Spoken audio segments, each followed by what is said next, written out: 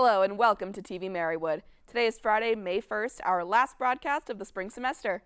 In this week's news, we learn when and where you can see the Union Pacific's steam locomotive pass through the region during the America 250 celebrations. An authentic Native American headdress has been reported stolen, and tribal leaders are asking for help in recovering the indigenous items.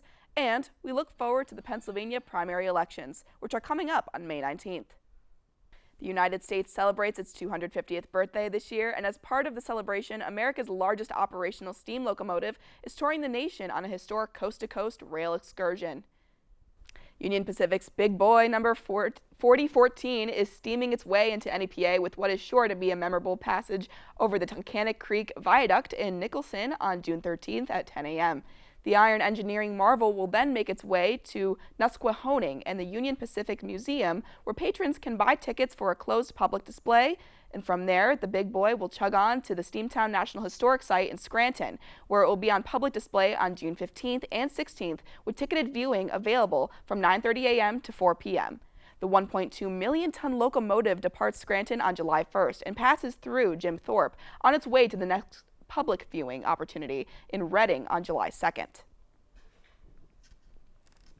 Next up, imagine cutting your hour-long commute down to only 10 minutes. This week, the air taxi firm Joby Aviation is testing out the first electric vertical takeoff and landing flights in the New York area. The aircraft looks similar to a drone and can fit 5 people, including a pilot. They take off vertically, like a helicopter, then the propellers tilt to push it forward.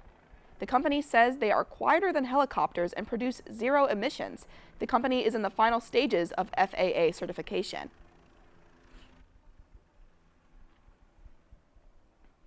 According to powwows.com, the Gathering of Nations powwow was held this past Saturday in Albuquerque, New Mexico, where a tribal crown and its accessories were taken. Native American Felicia Williams Little Creek of the Alabama Coushatta tribe says the tribal princess crown and matching hair ties were stolen during the event. A police report was filed with the Albuquerque Police Department on Saturday. Miss Williams Little Creek asked anyone with information on who may have taken the items or where they may be located to the Alabama Coushatta Police Department at 936-563-1200. Primary election day in the Commonwealth is only a few weeks away on May 19th, and the deadline to update or register to vote is May 4th. The Lackawanna County Department of Elections and Voter Registration has mailed out all requested absentee and mail-in ballots to voters in the district. The Department of Elections has also installed 6 secure drop boxes around the county for residents to safely and securely drop off their ballots if they choose not to mail it in. Locations and times when access is open are posted to lackawannacounty.org. Other than the ballot drop box located at the Government Center, the other 5 will be removed on Friday, May 15th at noon, and Monday, May 4th is the deadline for voters to register to vote. Coming up after the break, we will take a look at the weather, and later, the Pacer Sports Report.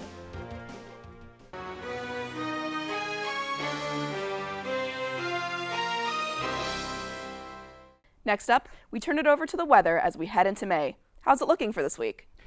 Oh, today's weather is looking pretty nice. We've got clear skies outside, mostly, well, a little bit cloudy. Highs of 57 today. Overnight lows will drop down to around 40. And then we take a look at the region. As we can see from the weather map, there is not much going on in our immediate region, unlike down south in Georgia where they've got some fires going on, and up in May where there's rain. Looking at ahead to the 5-day forecast starting tomorrow, we've got 53 for Saturday with the overnight low of 33, cloudy skies, and then heading into Sunday, should be partly sunny skies. Weather graphics a little off there, but that's okay with a high of 55 and a low of 54. Monday, 71 degrees, warming, partly sunny skies, and overnight lows of 43. Tuesday, as you can see, we got some light rain moving back into the area as we head to the middle of the week. And that's what we're looking at right now, Brielle. And so there we are. Thank you so much, Clint. Appreciate it. Next up, we have the Pacer Sports Report with Jason Camardo.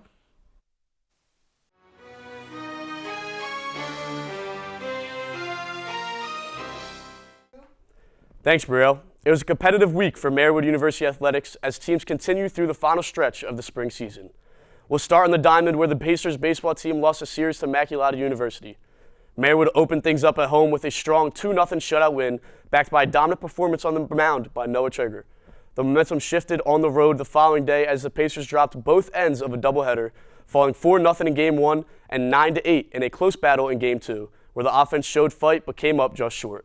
The Mighty Macs walked off the Pacers in Game 2 thanks to catcher Alex Chernosky, who hit the walk-off 2 RBI double. Marywood looks to bounce back this Friday against the Newman Knights. Over to softball now, where the Pacers continued conference play this past week, defeated Marywood-University 10-2 and 13-12 in doubleheader fashion. Only a couple days later, the Pacers faced up against the crosstown rival, the Scranton Royals, where they fell short 10-5. Marywood held the lead 5-4 in the fourth inning, but the Royals kept swinging and ultimately came out on top.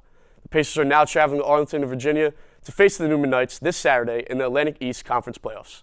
Good luck to Pacers softball.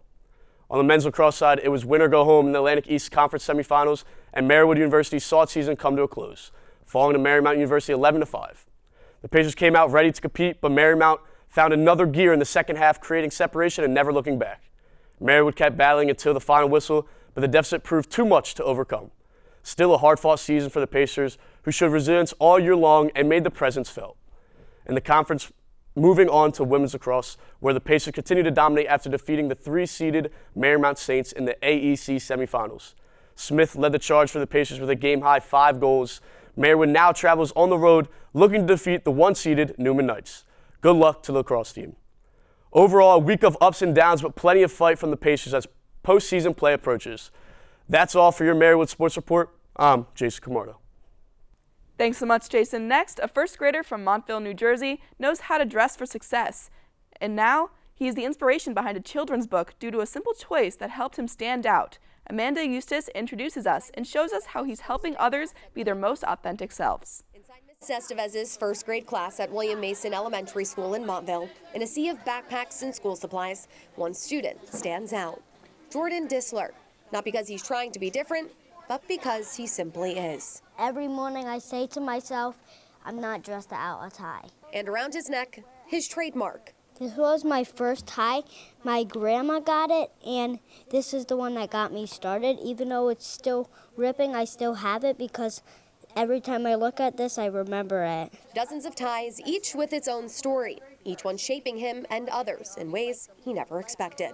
It makes me feel better. My dad used to just wear them, and then I thought they really looked nice, so I asked my mom if she could buy my ties, and I started wearing them. That confidence didn't go unnoticed. But Instructional coach Mrs. Maria Milan saw something more.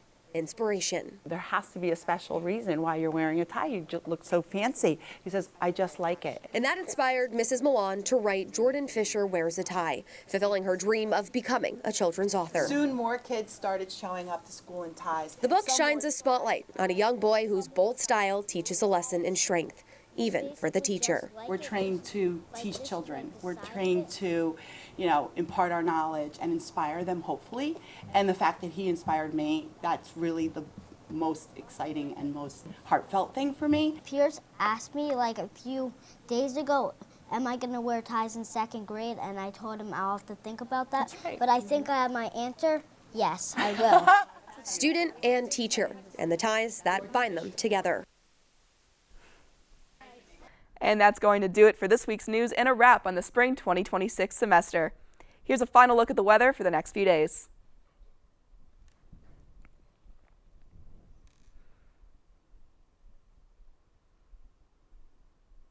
For our sports reporter, Jason Camardo, weather anchor Clint Gregory, and all of us here at TV Marywood News, have a great weekend as always, and have an awesome summer vacation.